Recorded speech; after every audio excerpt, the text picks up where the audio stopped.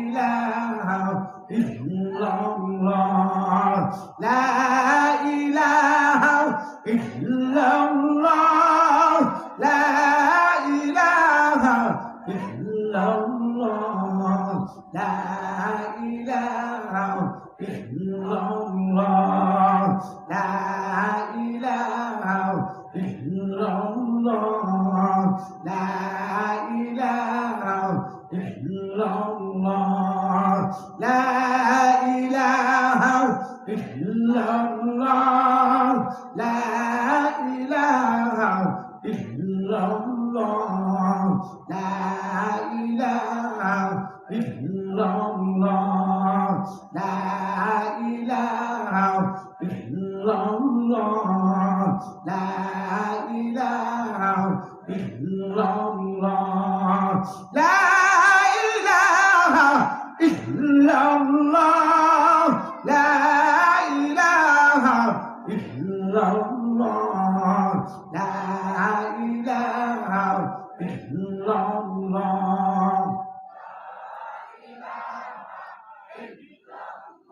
লা ইলাহা ইল্লাল্লাহ মুহাম্মাদুর রাসূলুল্লাহ।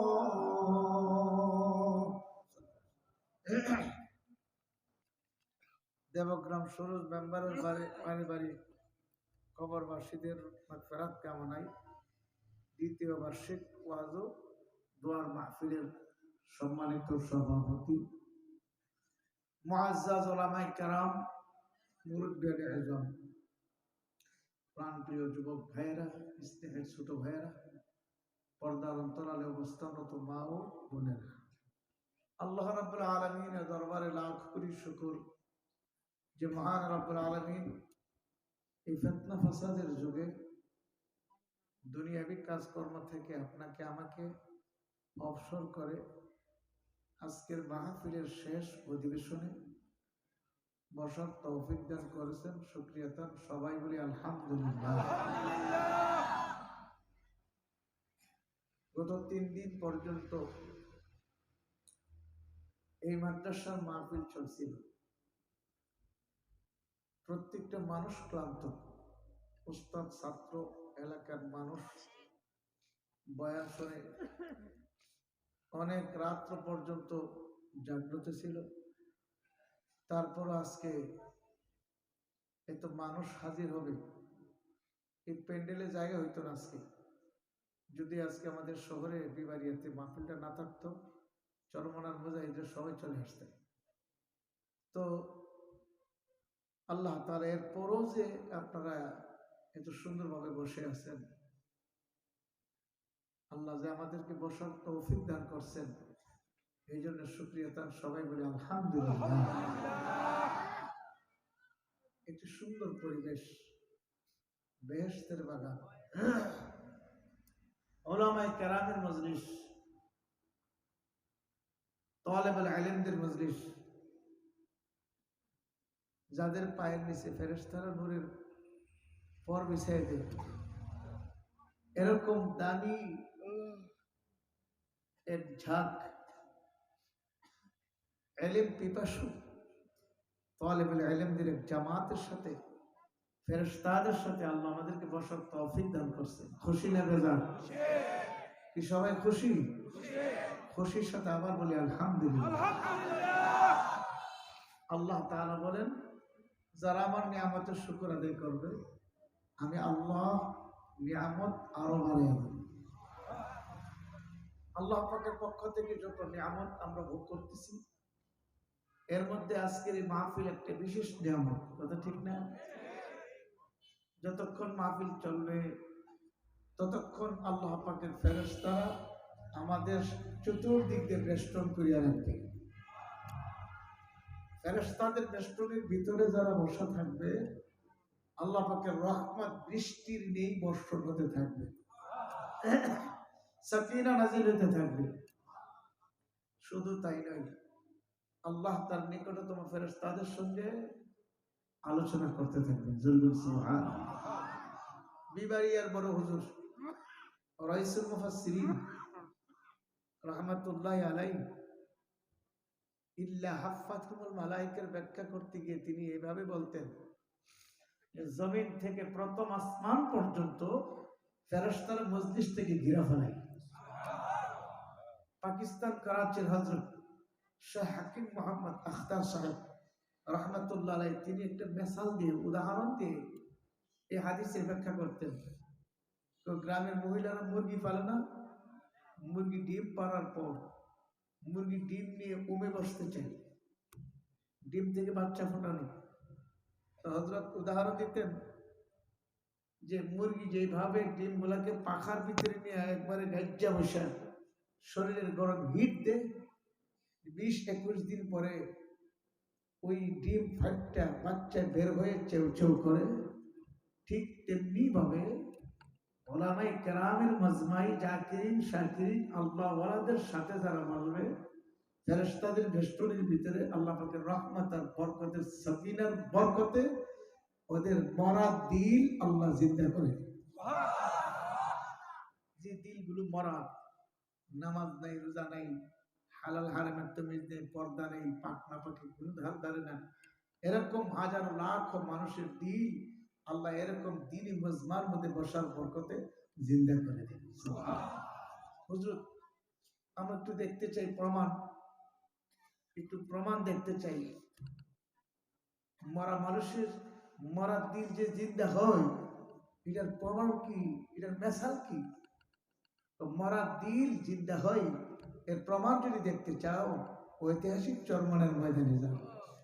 মরা দিল জিন্দা হয় এটা প্রমাণ দেখতে চাও, ওই টঙ্গীর তুরাগ নদীর পারে ইস্তেমায় যাও, যেখানে যাওয়ার পরে হাজারো লাখ মানুষ চিল্লার জন্য প্রস্তুত হয়ে যায়।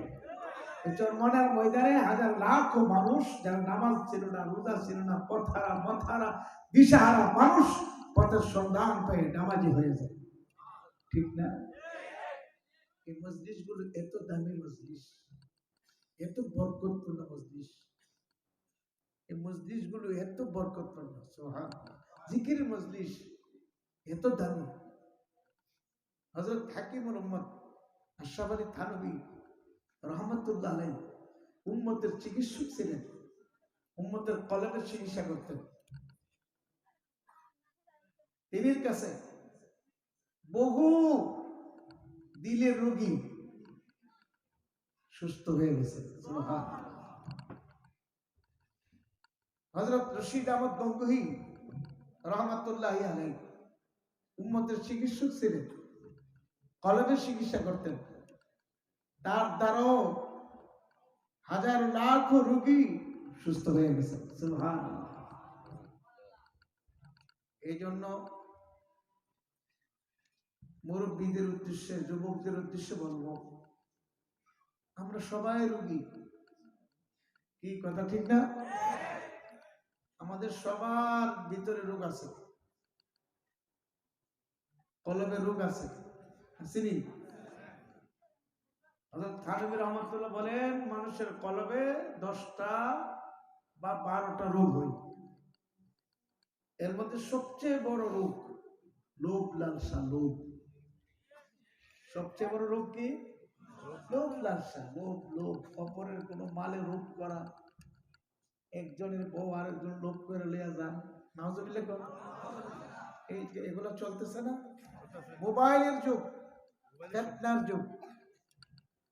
লোভ কলবের 1 নম্বর রোগ। এই যে জিকির করছেন, এই আমলের দ্বারা কলবের এই রোগগুলো সেরে যায়। জিকির তো এমনি আসে না। আল্লাহর ওলিগণ জিকির করতেন কলব সাফ করার জন্য, আর কলব সাফ করতে পারলেই মৃত্যুর পরে সোজা জান্নাতে যাওয়া যাবে। কলবে জামালা থাকলে জান্নাতে যাওয়া যাবে না। এই জন্য কলব এক বহুত বড় দামি জিনিস। আলা ইন্না ফিল জাসাদি লামুদগা, আল্লাহ রাসূল বলেন, খবরদার, তোমাদের প্রত্যেকের ভিতরে একটি গোশতের টুকরো আছে। সুবহানাল্লাহ। আমাদের বড় হুজুর রাহমাতুল্লাহি আলাইহি, আলা ইন্না ফিল জাসাদি লামুদগা, আলা, এই হরফে তানবীর ব্যাখ্যা করতেন, ভালো করে জেনে রাখো। হুজুর বলতেন, এই মিয়ারা ভালো করে জেনে রাখো, প্রত্যেকের ভিতরে একটি গোশতের টুকরো আছে। সুবহানাল্লাহ। ইযা সালুহাত সালুহাল জাসাদু কুল্লু। এই গোশতের টুকরোটা যার ভালো, পুরা মানুষটাই ভালো। আর এই গোশতের টুকরোটা যার খারাপ, পুরা মানুষটাই খারাপ। হুজুর বলেন, এই গোশতের টুকরার নাম কলব। গোশতের টুকরার নাম কি? কলব। কলবের সংশোধন করে যেতে পারলেই কামিয়াব।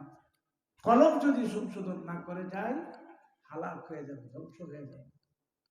এই জন্য কলবকে সংশোধন করতে হবে। যত বুজুর্গানি দিন বিদায় হয়ে গেছে দুনিয়ার থেকে, যারা আছেন তাদের জীবনী তালাশ করেন, ছাত্র জীবনেই তারা আল্লাহ পাকের নৈকট্য লাভ করছে।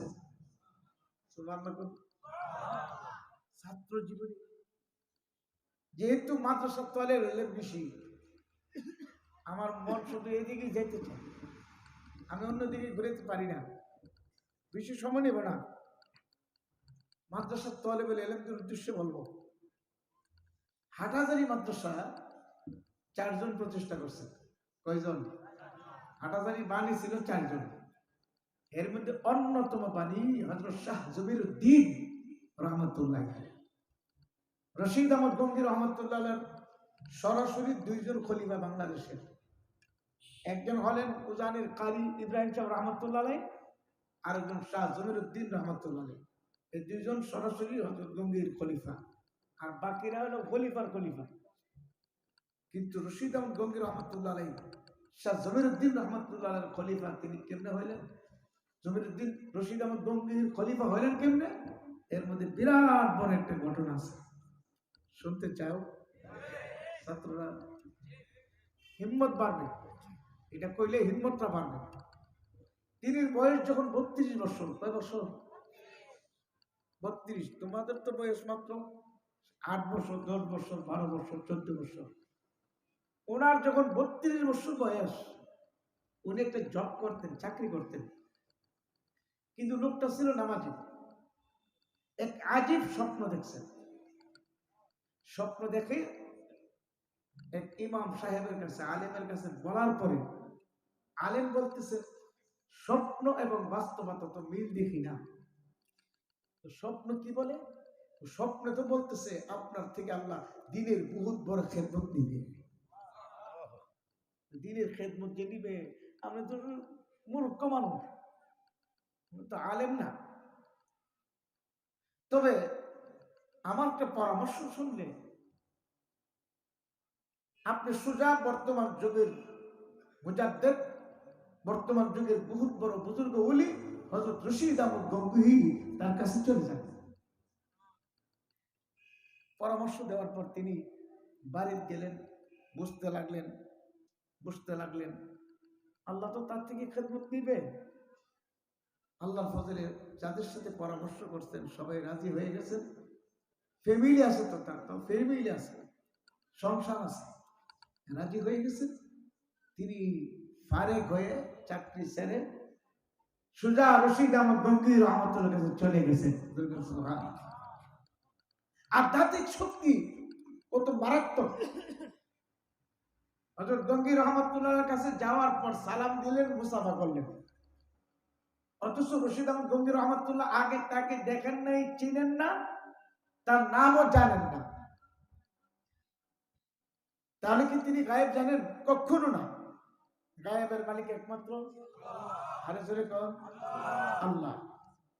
হযরত গঙ্গী রহমতুল্লাহর কাছে সালাম দিয়ে মুসাফা করলে গঙ্গী রহমতুল্লাহ বললেন, জমিরউদ্দিন অনেক দেরি হয়ে গেছে, আরো আগে আসার দরকার ছিল। উনি যে জমিরউদ্দিন, উনি জানলো কিভাবে? আল্লাহ তাআলা ওনাকে জানাইয়া দিয়েছেন। সুবহানাল্লাহ। যাও সোজা দেওবন্দে চলে যাও। কথা কয় না, একদম চুপ, কথা কয় না, শোনো, কাজে লাগবে। দেওবন্দে গিয়ে ভর্তি হও, আলেম হয়ে আসো। 32 বছর বেলায় দেওবন্দে ভর্তি করবো? যাওয়ার পরে দেবন্দের হুজুরগণ বলতেছেন ভর্তির সময় শেষ, আর ভর্তি চলবে না, দাখালা আর চলবে না, বন্ধ। হুজুর আমাকে রশিদ আহমদ গঙ্গি বানিয়েছেন। হযরত গঙ্গির রহমতুল্লাহ নাম বলার পরে যিনি দাখালা নেন তিনি আস্তে করে দুর্বল হয়ে গেছেন। বলে ঠিক আছে, হুজুর যেহেতু পাঠাইছে ভর্তি করতে পারি, তবে কোনো খাবার ব্যবস্থা করা সম্ভব না, মাদ্রাসার তরফ থেকে খাবারের কোনো ব্যবস্থা করা সম্ভব না। এখন আপনি চিন্তা করেন কি করবেন। হযরত জমিরউদ্দিন রহমতুল্লাহ বললেন, হুজুর আমাকে ভর্তি করেন, প্রয়োজনে দারুল উলুমের পানি খাইয়ে থাকবে, প্রয়োজনে পানি খেয়ে থাকবে। ওই মাদ্রাসার দেওবন্দ মাদ্রাসার আশেপাশে মহল্লার একটা রীতি ছিল, কাউর বাড়ি যদি কেউ মারা যেত তো ওই বাড়ির থেকে একজন লোক এসে দেওবন্দ মাদ্রাসার উস্তাদের কাছে বলতেন, আমাকে বাড়ি একজন লোক মারা গেছে, একজন তালবেল এলেন দেন, 40 দিন আমরা তারে খাওয়াবো।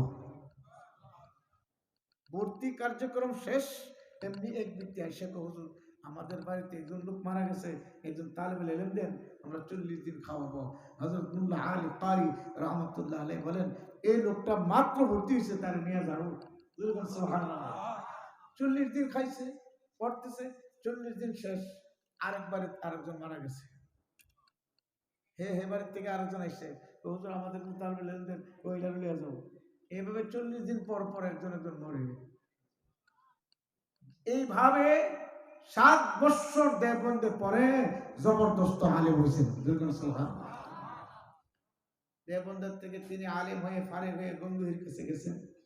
হযরত গঙ্গি রহমতুল্লাহ আলাইহি আরো 4 বৎসর নিজের কাছে রাখছেন। কয় বছর? 4 বৎসর। মোট কয় বছর হয়েছে? 11 বছর সংসার ছাড়া সব ছেড়ে মুজাহাদা করছে। কত বড় মুজাহাদা, কত বড় হিম্মত। আমাদের বিবাড়িয়ার বড় হুজুর বিবাহ করে সংসার রেখে দেওবন্দে ভর্তি হয়েছে। যতদিন দেওবন্দে ছিল, যত চিঠি গেছে বিস্তার নিচে রেখে দিছে। চিঠি পড়লি তো বাড়ির দিকে মনে হয়, বাড়ির কথা। আগেকার আকাবের মুরব্বীদের জীবনী পড়লে ছাত্রদের জন্য ইলম শিক্ষার একটা ইস্তিহা, একটা মানে উৎসাহ জাগবে। সুবহানাল্লাহ। হযরত 4 বছর সাথে রেখে তাসকিয়া নফস, আত্মশুদ্ধি করায়া কলবদারে দুধের মতন পরিষ্কার করে হযরত গঙ্গি বলেন, জমিরউদ্দিন আর আমার কাছে থাকতে হবে না, দেশে চলে যাও, আসো তোমাকে ট্রেনে তুলে দিয়ে আসি। ট্রেনে তুলে দেওয়ার জন্য স্টেশন আসছে, ট্রেন আসছে, এখন বগিতে উঠাই দিবেন। উঠাবার আগ মুহূর্তে নিজের মাথার পাগড়ি খুলে জমিরউদ্দিনের মাথায় পরাই দিলেন, আর বললেন, তুমি আজ থেকে আমার খলিফা, তোমাকে ইজাজত দিলাম। দেশে আসলেন, মাদ্রাসা প্রতিষ্ঠা করলেন। এই মাদ্রাসার উসিলা আজকে লক্ষ লক্ষ আলেম সারা পৃথিবী ছড়াইয়া পড়ছে। সুবহানাল্লাহ। তাহলে হিম্মতকে বুলন্দ করতে হবে, ঠিক না? ঠিক, হিম্মতকে বুলন্দ করতে হবে। ইলম অর্জনের জন্য হিম্মত বাড়াই দিতে হবে। অমুকে পারবে, আমি কেন পারবো না? অমুকে পারলে আমি কেন পারবো না? অমুক ছাত্র যদি 1 নম্বর স্থান অধিকার করতে পারে, আমি পারবো না কেন? আমি ফাইনাল পরীক্ষায় 1 নম্বর হব। এই কথা ঠিক না? আল্লাহ আমাদের তৌফিক দান করবেন, আমিন। আমরা যারা বুড়া আছি, মুরব্বী, আমাদের কি করণীয়? আমরা তো এখন মাঝহারুল উলুম মাদ্রাসায় ভর্তি হতে পারবো না। আমাদের করণীয় হলো আল্লাহওয়ালা বুজুর্গানে দ্বীনের কাছে যাওয়া। কি কথা ঠিক না? আল্লাহওয়ালাদের সাথে তাল্লুক রাখা, সম্পর্ক রাখা, তাদের কাছে উঠা বসা করা, আসা যাওয়া করা। করলে কি লাভ হইবে? আমার কলবের রোগ দূর হয়ে যাবে। যার কলবের রোগ দূর হয়ে যাবে, অন্তরের মধ্যে কোনো রোগ থাকবে না, হিংসা হাসাদ থাকবে না, তাকাব্বুরি থাকবে না, অহংকার থাকবে না। আল্লাহ রাব্বুল আলামিন বলে, ইয়াউমা লা ইয়ানফাউ মালু ওয়ালা বানুনা ইল্লা মান আতাল্লাহা বিকলবিন সালিম। তোমাদের মাল দৌলত, তোমাদের সন্তান সন্ততি কিয়ামতের ময়দানে কোনো উপকারে আসবে না, কোনো ফায়দা হবে না। আমার দরবার নাজাত পাইবে, বেহেশতে দেব ওই ব্যক্তি, যে ব্যক্তি তার কলবকে পবিত্র করিয়া আত্মশুদ্ধি করিয়া কলবে সালিম করিয়া কবরে আসতে পারবে। যেরকম সুবহানাল্লাহ। আত্মশুদ্ধি কলবে সালিম কাকে বলে?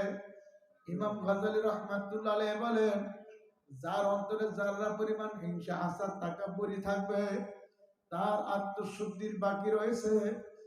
বাজান আত্মশুদ্ধি মানি কলবের মধ্যে কোনো হিংসা হাসাদ থাকতে পারবে না, অহংকার থাকতে পারবে না, তাকাব্বুরি থাকতে পারবে না। নিজেকে নিজে এমন ভাবে বলিয়ে দেওয়া লাগবে, না আমি কিছুই না, কিছুই না, আমি তো এক কাতরা নাপাক পানি তৈরি মানুষ, আমার মতো নাফরমান নিমুখার আমার কেউ নাই, আমার মতো ছোট আর কেউ নাই। নিজেকে নিজে ছোট বানায় দেওয়া, নিজেকে আমার মওলার অস্তিত্বের সামনে মিঠাইয়া দেওয়া। সুবহানাল্লাহ।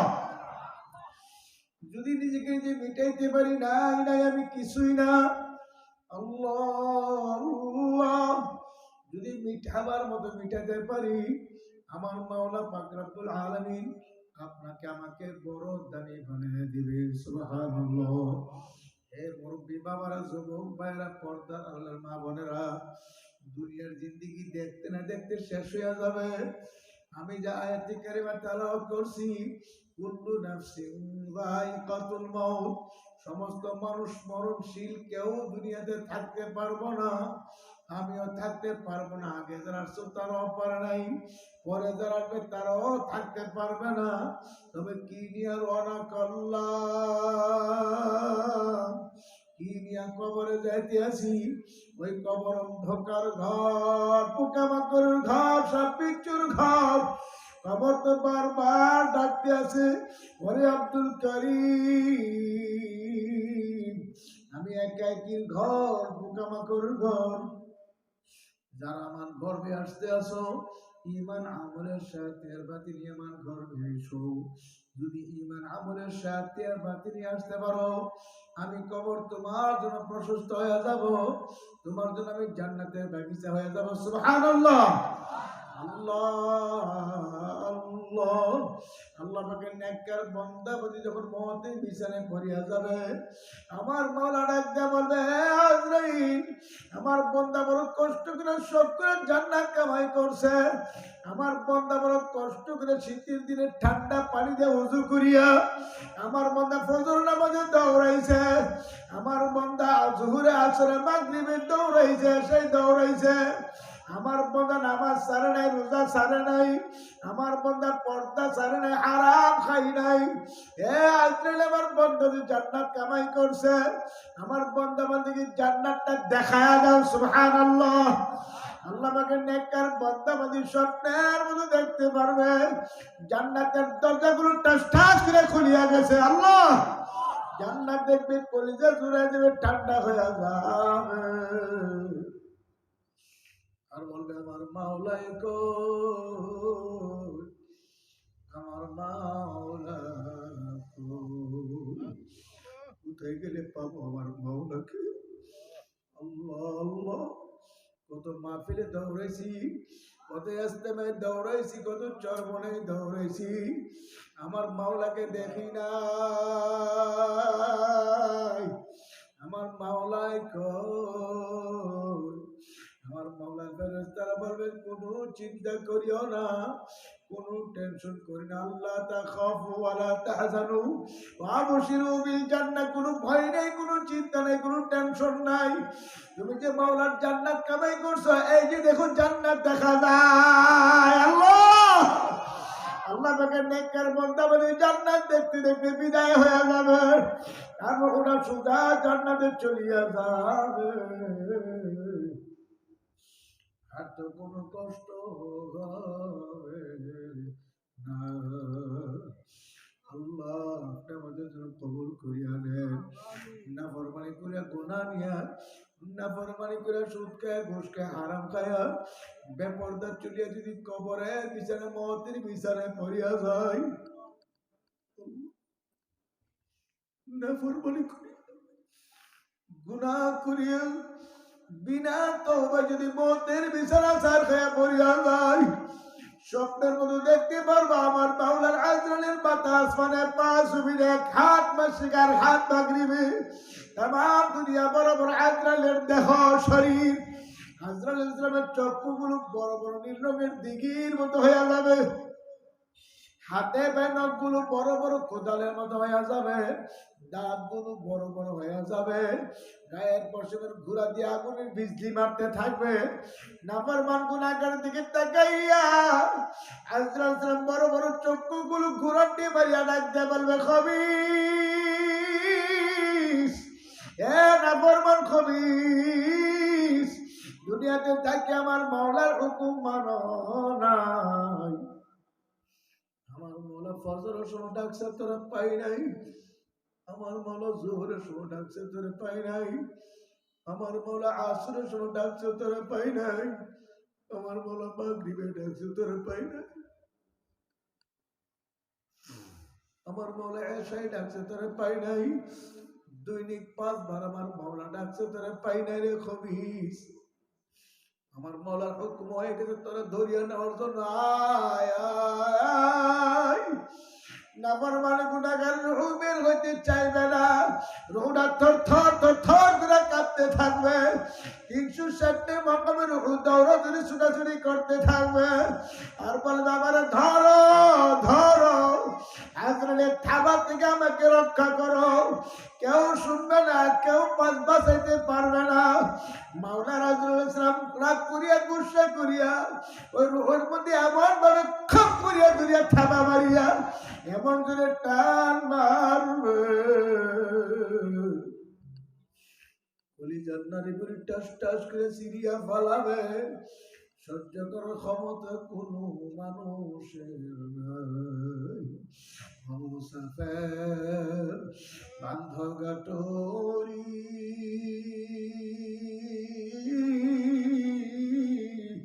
বহুদূরে ঠিকানা,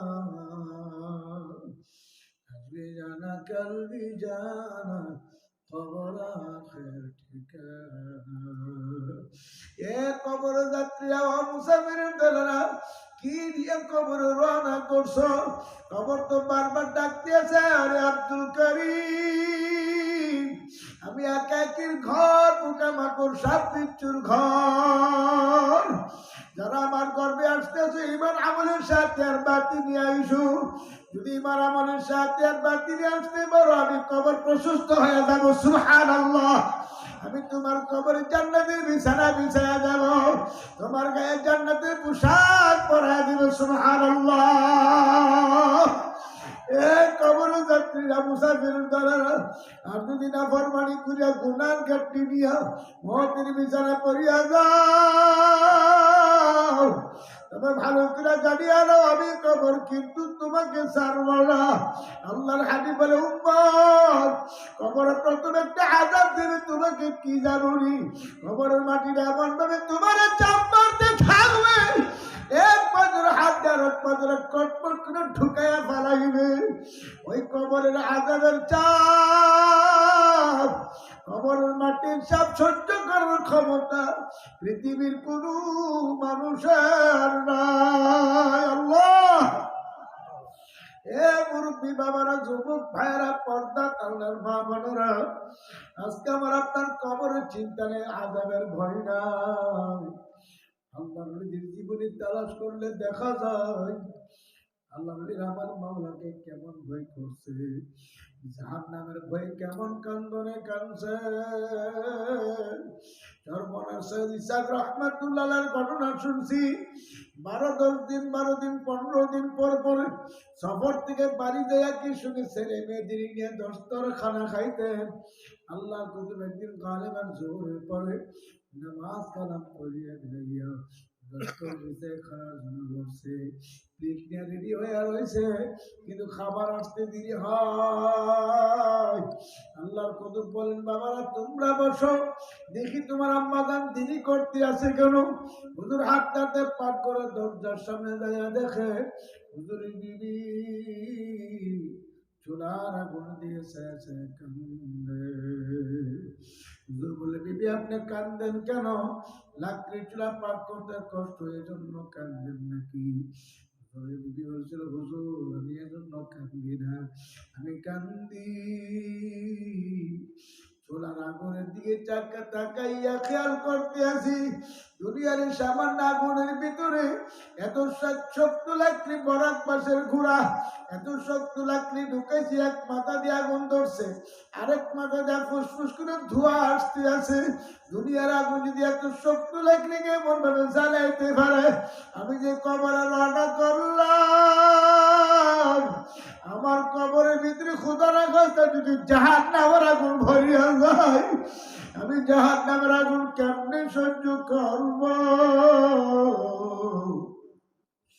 ওই জাহান্নামের ভয়ে আমি কান্দি এমনি আল্লাহ কত বিবির গলা ধরে কান্দে বিবি ও স্বামীর গলা ধরে কান্দের বলে ওরে আমার মাওলা রে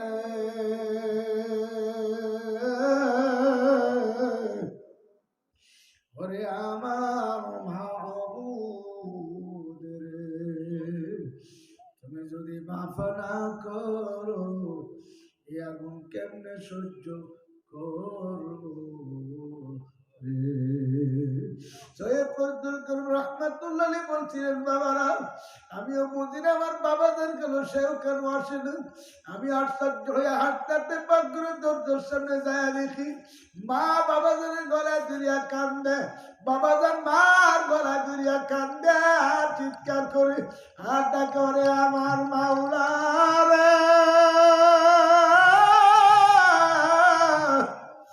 ওরে আমার মাহবুব তুমি যদি মাফ না করো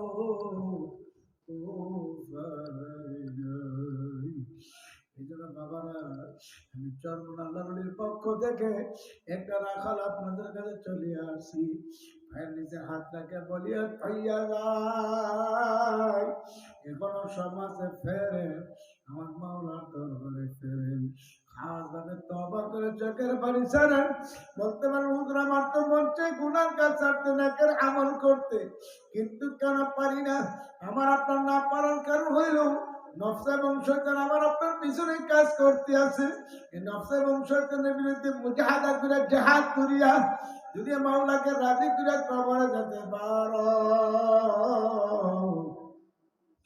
ওই কবর আল্লাহ পাকের ফজলে জান্নাতের বাগিচা হয়ে যাবে এজন্য বাজান চোখের পানি আসতে চাই না দিল নরম হইতে চাই না ও দিলকে শক্ত দিলকে নরম করার জন্য বেশি বেশি মাওলার জিকির করা লাগবে যখন বলবো লা ইলাহা ইল্লাল্লাহ খেয়াল করবো আল্লাহ বাদে কেহ মাবুদ নাই যখন বলবো ইল্লাল্লাহ খেয়াল করবো আমার কলবে আল্লাহ আছে যখন বলবো আল্লাহ আল্লাহ আল্লাহ খেয়াল করবো আমি আমার মাওলাকে ডাকতে আছি আমার মাওলা আমার দিকে চাইয়াছে মানে বন্দা বলাও কা ডাকো কা জবানে জবানে জিকির করবো ধীরে ধীরে মানা খেয়াল করবো আল্লাহ বাদে কেহ মাবুদ নাই লা ইলাহা ইল্লাল্লাহ লা ইলাহা ইল্লাল্লাহ লা ইলাহা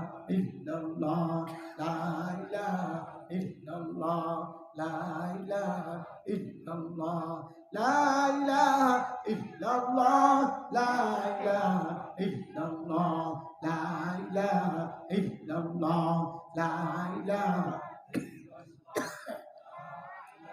illallah illallah la ilaha illallah la ilaha illallah la ilaha illallah la ilaha illallah la ilaha illallah la ilaha illallah la ilaha illallah la ilaha illallah la ilaha illallah la ilaha illallah la ilaha illallah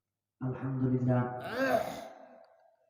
3 দিন ঐতিহাসিক তাফসীরুল কুরআন মাহফিলের পরে আজকে দেবগ্রাম সুরজ মেম্বারের পারিবারিক কবরবাসীদের মাগফিরাত কামনায় এই পর্যন্ত চলছে এবং আপনারা বসেছেন ধৈর্য সহকারে। যে সমস্ত উলামায়ে কেরাম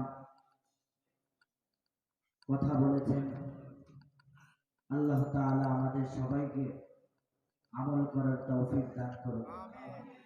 বিশেষ করে আমাদের আপনারা দেখেছেন পোস্টারের মধ্যে লেখা আছে সুরজ মেম্বারের পারিবারিক কবরবাসীদের। শুধু সুরজ মেম্বার নয়, সারা জাহানের সমস্ত কবরবাসীদের জন্য দোয়া করা হবে। বিশেষ করে আমি আজকে এই দোয়ার মধ্যে স্মরণ করছি আমার দাদা ফুল মিয়া ও আমার দাদার ছোট ভাই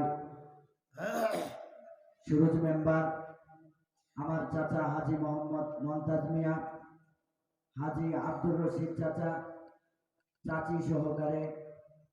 আরো স্মরণ করছি আমার রমজান কাকা এবং আমার কলিজার টুকরা আব্বা। এই আমতলী বাজারে দোকান ছিল, দুনিয়া থেকে অল্প বয়সে পরপার হয়ে চলে গেছে। আমি স্মরণ করছি আমাদের ইদ্রিস কাকা, সিদ্দিক কাকা এবং হাসিম ভাইয়ের আম্মা এবং আমার ফুফাতো বোন দুলাল ভাইয়ের আম্মা সহকারে আমাদের কবরবাসীর যারা শুয়ে আছে, সারা জাহানের যত মানুষ যেখানে শুয়ে আছে সমস্ত কবরবাসীদের জন্য দোয়া হবে। যত অসুস্থ রোগী আছে সমস্ত রোগীদের জন্য দোয়া। এবং বিশেষ করে এই মাহফিলটা হইতে গিয়ে রাত দিন পরিশ্রম করেছেন আমাদের হাজি মোহাম্মদ মমতাজ কমিশনারের সুযোগ্য সন্তান আমাদের বড় ভাই মোহাম্মদ হুমায়ুন কবির ভাই এবং হাসিম ভাই এবং আমার বড় ভাই রমজান মিয়ার সুযোগ্য সন্তান মোহাম্মদ রফিক মিয়া রাত দিন পরিশ্রম করে এই মাহফিলটা করেছেন। আপনারা দোয়া করবেন আগামীতে যেন দ্বীনের জন্য, আল্লাহ তাআলাকে পাওয়ার জন্য এই মাহফিলটা যেন আমরা আরো বড় করে করতে পারি। আল্লাহ তাআলা আমাদেরকে সেই তৌফিক দান করুন।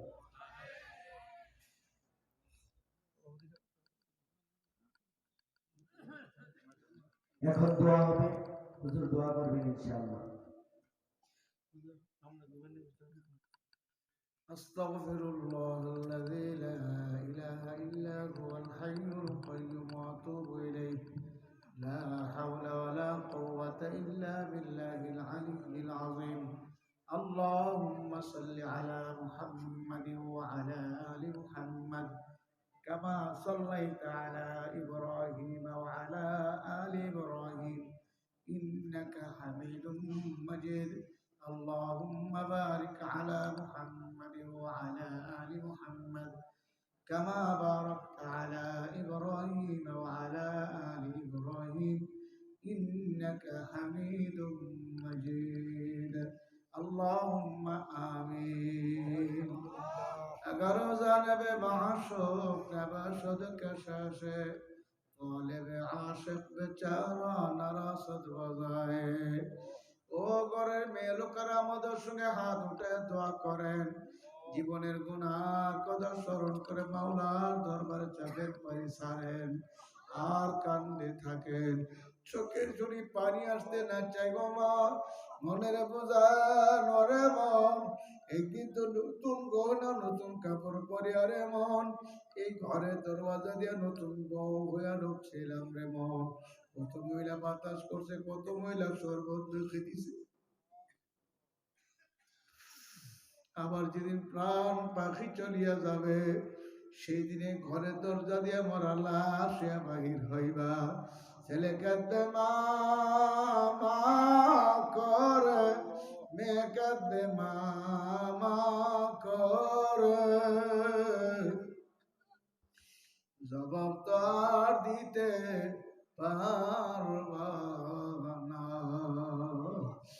লেখা দেবে আব্বু আব্বু করে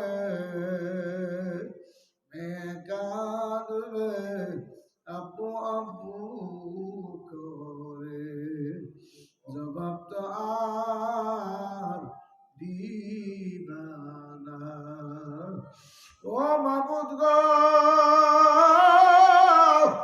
বড় আশা করিয়া গভীর রজনীতে ওলামায়ে কেরামদের নিয়ে সাদা দাড়িওয়ালা মুরব্বীদেরকে নিয়ে যুবকদেরকে নিয়ে পর্দার অন্তরালে মা বোনদেরকে নিয়ে ছোট ছোট কষ্টি কচি মাসুম বাচ্চাদেরকে নিয়ে আপনার শহীদ দরবার হাত উঠাইলাম আল্লাহ মেহরবানি করে মাফ করিয়া দে আল্লাহ আপনি মাফ করবেন না তাহলে কোথায় যাব কার দরবারে যাব আল্লাহ ইয়া আল্লাহ আপনি আমাদেরকে মাফ করিয়েই দেন আল্লাহ আমাদের বাপ মা দাদা দাদু নানা নানু শ্বশুর শাশুড়ি আত্মীয় স্বজন স্ত্রী পুত্র পরিজন পীর উস্তাদ সাকবি যার যে কবর রয়েছে সবাইকে মাফ করে দেন আল্লাহ আল্লাহ আল্লাহ মালিক আমার ডানে বামের সামনে পিছনে যারা হাত উঠাইছে আল্লাহ সবাইকে মাফ করিয়া দেন সবার উপর খাস রহমত নাজিল করেন আল্লাহ মাহফিলের জন্য যারা টাকা পয়সা জান মাল জ্ঞান বুদ্ধি দিয়ে খাটনি দিল সাহায্য করলো সবার উপর খাস রহমত নাজিল করুন আল্লাহ সবার উপর খাস রহমত নাজিল করেন আল্লাহ জানি না কে জানে আল্লাহ আমার মতো মা হারে হাত উঠেছে কে জানে বাবা হারে হাত উঠেছে কে জানে ছেলে মেয়ে স্ত্রী পুত্র হারে হাত উঠেছে আল্লাহ কার জানে মা নাই বাবা নাই দাদা নাই দাদু নাই নানা নাই নানু নাই শ্বশুর শাশুড়ি আত্মীয় স্বজন কবরে আছে সবার জন্য মাপ চাপনে সবাইকে মাফ করে দেন আল্লাহ জিন্দা মুর্দার সবারে মাফ করিয়া দেন আল্লাহ আল্লাহ সবাইকে মাফ করে দেন আল্লাহ এই মাদ্রাসাখানা কিয়ামত পর্যন্ত সহিভাবে কবুল করিয়া নেন আমাদের ফজলুল কারিমিয়া কবুল করিয়া নেন আল্লাহ দিনের জন্য কবুল করে নেন আল্লাহ মেহরবানি করে মাওলা আমরা যারা হাত উঠেছি আল্লাহ আমাদের সবাইকে আপনার গোলাম হিসেবে কবুল করিয়া নেন আল্লাহ অনেকের জন্য দোয়া চাইছে আল্লাহ মৌলানা রায়হান দোয়া চাইছে সবার নাম তো আমি জানি না আপনার তোর জানা বাকি নাই আল্লাহ সবার উপর খাস রহমত নাজিল করেন আল্লাহ সবাইকে আপনি মাফ করিয়া দেন আল্লাহ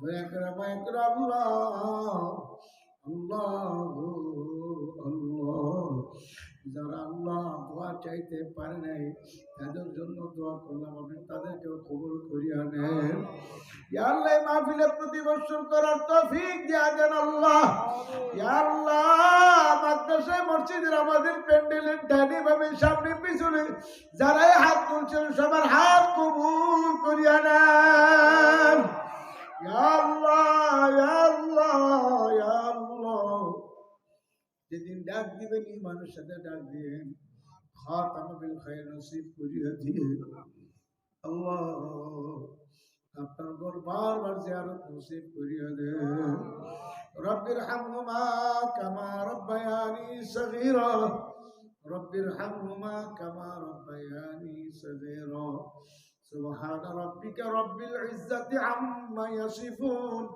আল্লাহ সুরজ মেম্বারের বাড়ির পারিবারিক কবরস্থানে যারা শেয়ার হয়েছে এই দেবগ্রামের মাটির নিচে যারা শেয়ার হয়েছে তাদের প্রত্যেকের জন্য মাফ চাইবে সবাইকে মাফ করে দেন যারা বেঁচে আছে নেক হায়াত বাড়াইয়া দেন যারা প্রবাস আছে সুইজারল্যান্ডের সাথে যারা খেয়ে কামার রোজগার বরকত দিয়া দেন অসুস্থ রোগীদের সেবা দিয়া দেন আল্লাহ আল্লাহ ব্যবসায়ীদের ব্যবসায় বরকত দিয়ে দেন চাকরিজীবীদের চাকরি বরকত দিয়া দেন। সাল্লাল্লাহু তাআলা আলা খায়রি খালকি নূর আরশি মুহাম্মাদি ওয়া আলিহি ওয়া আসহাবিহি আজমাইন। আমিন আরহামনা মাআহুম বিরহমাতিকা ইয়া আরহামার রাহিমিন। আসসালামু আলাইকুম ওয়া রাহমাতুল্লাহি